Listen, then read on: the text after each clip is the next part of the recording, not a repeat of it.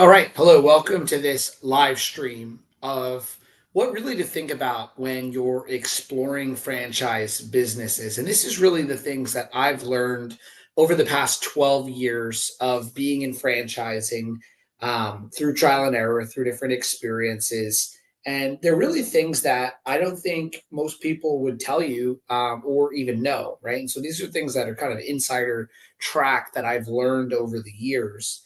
Um, and it really applies to any business. My focus is really on home service franchises, but I'm going to try to apply it to all different types of franchise businesses. But a couple things I want to just mention. So, me, I'm Dan Clapp, CEO of Voda Cleaning and Restoration, been in the franchise space, as I mentioned, for 12 years. Started off as a franchise consultant. Then I had a franchise lead generation company, sold that to private equity in May of 2022, and then started the Voda and Franchise Playbook Company in late 2022, right before the new year. So I've seen all kinds of different perspectives. I also was part of a franchise system in 2014. So I can see things from that lens. So from franchise to franchise consultant to franchise lead generation to now franchisor, and then also spent a lot of time in the industry. So the couple things that I always like to talk about is there's really five things that you need to look for when you're exploring franchise opportunities. And really it comes down to number one, how are you going to get customers? And how is the franchisor going to support you in doing so? Like, how are they going to help you find customers? Do they have playbooks on it? Do they have a digital marketing program? Do they have, accounts that they're going to give to you? Like, what is the way you're going to get leads? And is it something that's scalable and sustainable that you can do?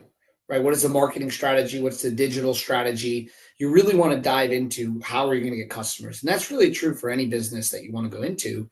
It's like if you don't have customers, you don't have a business, right? So how do you go and secure getting customers? How's the franchisor going to help you do that?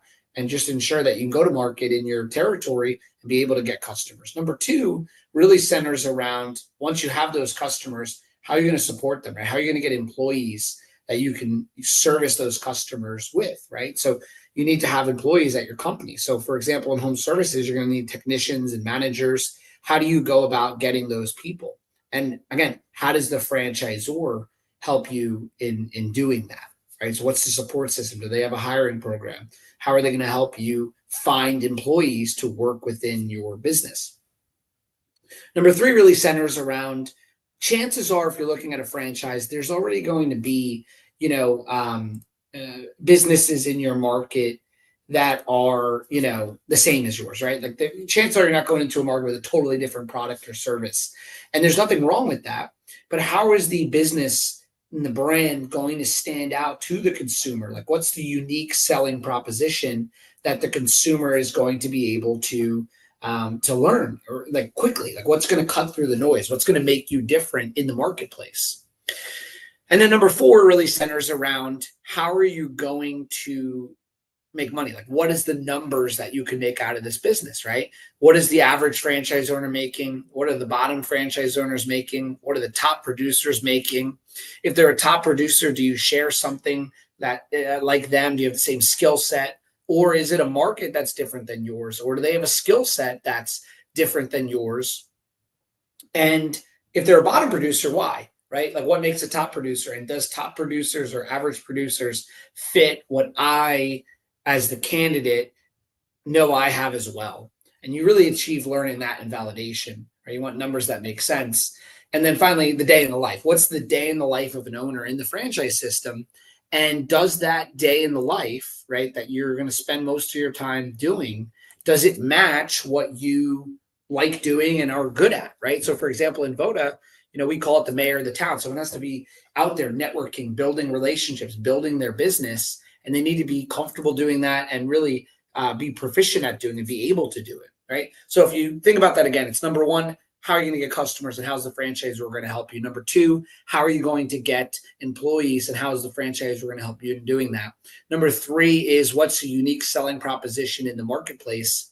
Number four is what are the numbers, right? What are the numbers in the business that you can earn? And then five is what's the day in the life of an owner? And, does that match what you are looking to do and that you're good at? And so to kind of go through these a little bit more in detail, when it comes to lead acquisition, that's the most important, right? And so you need to explore that. Do they have a good digital strategy for Meta ads and Instagram ads and LinkedIn and Google PPC, local service ads, or Google guaranteed? How is the GMB ranking in the markets that they're already serving? How's the SEO? What's the SEO plan? How many reviews does the business currently have? Like in Voda, we have over 10,000 five-star reviews in 32 states. We have a playbook and a system on how to get reviews, right? That's something important that a franchisor should be providing, is this ability to get reviews. How do I get five-star reviews? Because at the end of the day, SEO is only as good as the reviews that the business has, right? If you think about it, if you go to Google and you're searching for a gym in your area or home service company in your area, how does Google connect you with the best home service companies? Well, they need a way to rank them, so they do it off of reviews, right? So your SEO and your lead, acquisition is going to get better the more five-star reviews that you're able to get, as well as your brand as a whole is able to get, right? People can see this is a great company and it's working well. What really matters most, though, is your five-star reviews in your market. I mean, think about it. If you were in the customer's shoes and you're on Google, would you rather a company that has 50 reviews or 500 reviews? Which one would you pick? Or if they had 500 five-star reviews, a 4.9 rating, or the company with a 4.0 rating, which one are you picking? Reviews are like your billboard. Reviews are your storefront, right? If you walked into a shoe store and the shoes were dirty and disorganized in the window versus a store with beautiful shoes designed nicely, which one would you go in? That is really what your Google My Business page, your reviews page is all about. And so how does the franchisor help you ensure that you're securing lots and lots of five-star reviews and help you get customers? When it comes to employees, I like businesses where the labor pool is non-skilled labor, meaning something where I can find employees that want to do the work, right? More specialized labor is harder to find. More broader labor is easier to find, right? And so how is the franchisor going to help you find employees? Do they have a recruiting program? Do they have, playbooks on how to hire and what to pay, or like guidelines on what to pay? The unique selling proposition is so important. How is that brand going to stand out in the marketplace? Now, it doesn't necessarily mean that everyone knows the brand, but does the brand turn heads? Does the brand get attention when it goes into a marketplace? I always like to use McDonald's as an example. When they first launched and you had those golden arches, it's not that everyone knew the golden arches, but when they saw them, they would turn their head, they'd go into the drive-thru, they'd have a great experience, they'd tell their friends, and then the business would grow locally, right? And so you need a brand that's able to stand out, whether it's the branding and then as well the unique way of doing the business in a way that creates raving fans, creates customers that are happy, and they go and they leave reviews.